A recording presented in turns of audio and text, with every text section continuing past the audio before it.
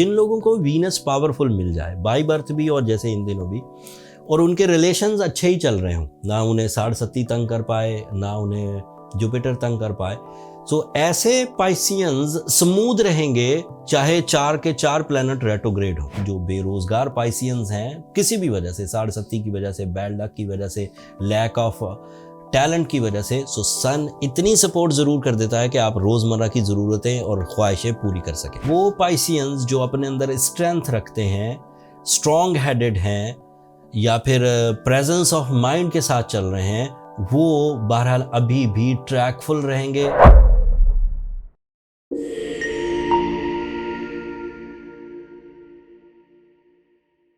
अस्सलाम वालेकुम पाइसियंस, मैं हारिस अज़मी प्रोफेशनल एस्ट्रोलॉजर आपकी खिदमत में हाजिर हूँ दिसंबर के पहले हफ्ते की एस्ट्रोलॉजिकल रिसर्चेस के साथ।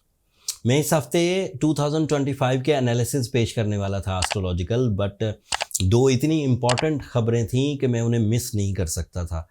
अगर मैं आपको 2025 के एनालिसिस देता तो फिर वीकली वीडियो नहीं दे सकता था, लेकिन ये इंपॉर्टेंट न्यूज़ थी तो मैंने अपने इरादे बदल दिए एंड मैंने कोशिश की कि इन दोनों खबरों की डिटेल आपकी खिदमत में पेश कर सकूं। मामला ये है कि ये बात तो आपको पहले ही पता है, मतलब ये मैं तो सिर्फ बता रहा हूँ, ऐसा नहीं है कि ऐसा रियलिटी में नहीं है। जुपिटर रेट्रोग्रेड है, सैटर्न आपके लिए साढ़सती पैदा कर रहा है, मरकरी रेट्रोग्रेड है, तो 3 कॉम्प्लिकेशन तो पहले ही चल रही थी। Jupiter retrogression, Saturn troubles and mercury retrogression. अब 6 दिसंबर को मार्स भी रेट्रोग्रेड हो जाएगा एंड 6 दिसंबर को मार्स की रेट्रोग्रेशन का मतलब है कि आउट ऑफ 7 प्लैनेट्स 4 प्लैनेट्स तो अब ट्रबल में हैं किसी न किसी अंदाज से।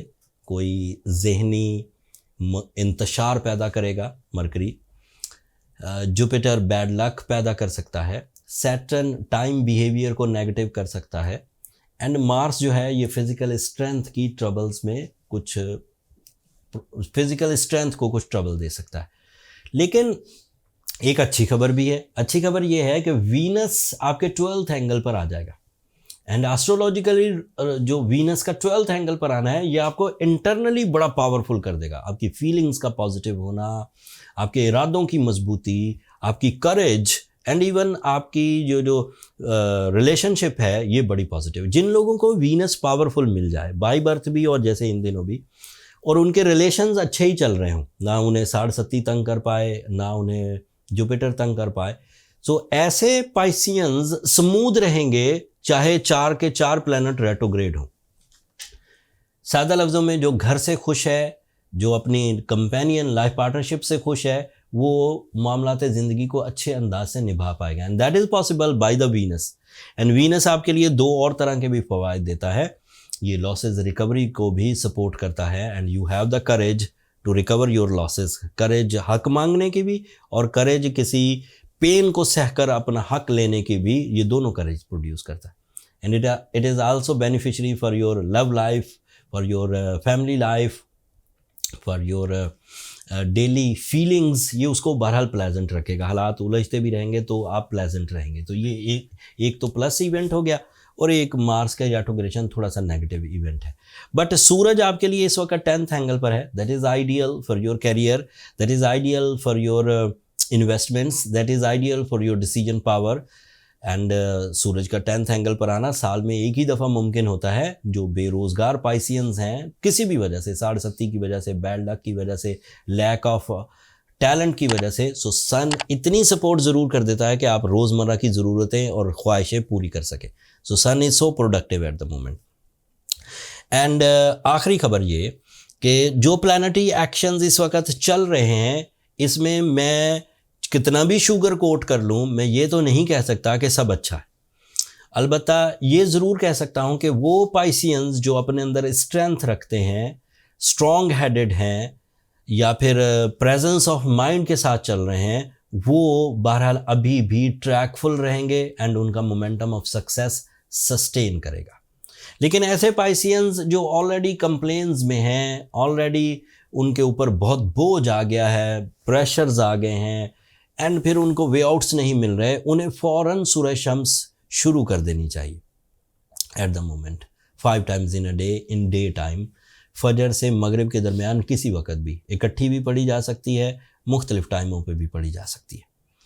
एंड साथ में ब्लू सफ़ायर ज़रूर पहने। Blue sapphire is a type of a stone जो सैटर्न की साढ़सत्ती को, जुपिटर की रेट्रोग्रेशन को, मार्स की रेट्रोग्रेशन को, मरकरी की रेट्रोग्रेशन को बैलेंस करने की सलाहियत रखता है, बट इन हैवी डोज।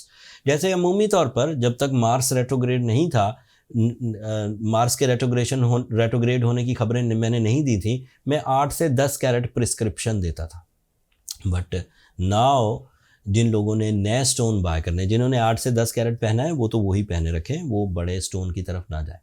लेकिन जिन लोगों ने अभी नया स्टोन बाय करना है वो 12 कैरेट ब्लू सफ़ायर की तरफ जाए, फ़ाइन क्वालिटी ब्लू सफ़ायर की तरफ जाए, ग्रेड 1।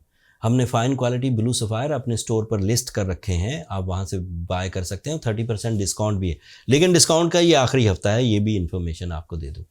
सो इस वक्त आपको अपनी लीडरशिप क्वालिटी को सही अंदाज से इस्तेमाल करना चाहिए। इस वक्त अपने टैलेंट को सही फोरम्स पर इस्तेमाल करना चाहिए। वो वेस्टेज जो आपकी सोचों को उलझाती है, वो रिलेशन जो आपके सोचों को उलझाते हैं, वो डेली काम जो आपकी सोच में वाइब्रेशन, ट्रबल या एंग्जाइटी पैदा करते हैं, उनसे बचिए कुछ दिनों के लिए।